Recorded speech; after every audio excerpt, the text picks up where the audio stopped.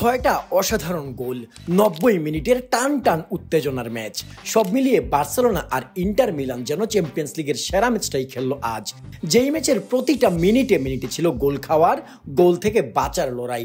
বলা হয়ে থাকে ফুটবল গোলের খেলা, আর সেই গোলের খেলা ফুটবলে আজ যা দেখলো সারা বিশ্ব, তা এক কথায় চোখের সুন্দর, মনের সুন্দর।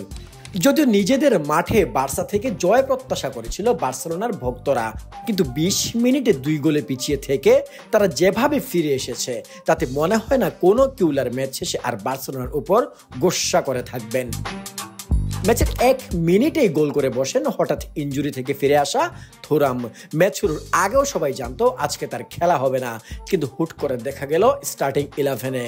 ইন্টার মিলান কোচের ভেলকিটা কাজেও লাগলো। এরপর আবার ২০ মিনিটে চোখ ধাঁধানো এক গোল করে ডামফ্রিজ ঘরের মাঠে বার্সার মনে জ্বালিয়ে দিয়েছিলেন বিদায়ের ব্যথিত আগুন। কিন্তু সেই আগুনে পানি ঢেলে দিলেন এই সময়ের বিশ্বের সেরা খেলোয়াড় লামিন ইয়ামাল।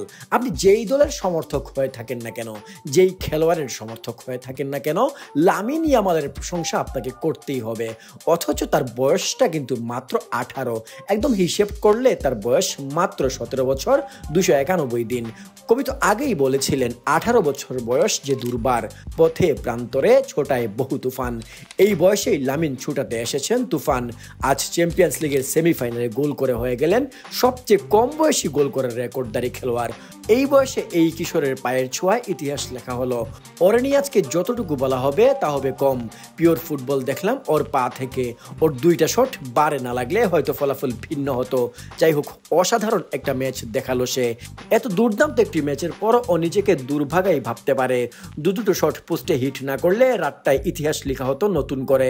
এখনো কৈশোরের গণ্ডিতে আটকে থাকা একজন পুরো প্রতিপক্ষের ডিফেন্স লাইনকে কতটা তটস্থ করে রাখছেন, তা আবার সেমিফাইনালের মতো বড় ম্যাচে কল্পনাকে রীতিমতো বাস্তবে রূপ দিয়ে চলেছে।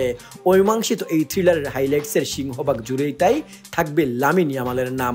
বার্সেলোনার হয়ে লামিন ইয়ামাল যা করে দেখালেন, তা শুধু রেকর্ড ভাঙা নয়, ভবিষ্যৎ ফুটবলের রাজত্বের ইঙ্গিত।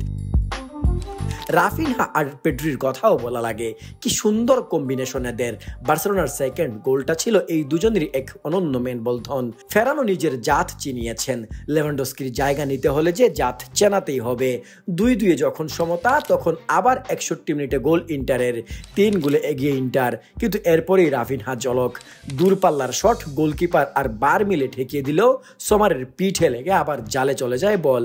এরপরই আবার গোল পেতে পারত ইন্টার, কিন্তু অফসাইডের কল্যাণে শেষমেশ অসমাপ্ত হয়ে রইল এই খেলা, যা সমাপ্ত হবে ইন্টারের ঘরের মাঠ সেন সিরোতে। কি মনে হয় কে জিতবে সেই খেলায়, বার্সেলোনা নাকি ইন্টার?